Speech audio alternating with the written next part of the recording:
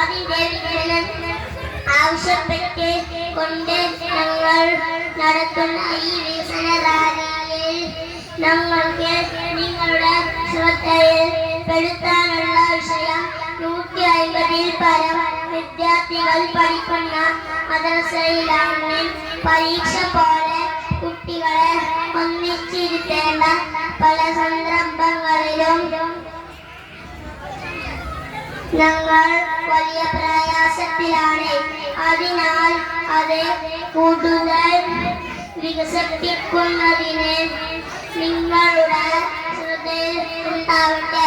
ഞങ്ങളുടെ ആവശ്യങ്ങൾ ഒപ്പം നിന്ന് പൂർത്തീകരിക്കുന്ന ഈ നാട്ടിലെ ഇക്കമാരെ അവരെ ഞങ്ങൾ പ്രത്യേക്ഷ വെക്കുന്നു. അല്ലാഹു എല്ലാവർക്കും അതിന് തൗഫീഖ് നൽകട്ടെ.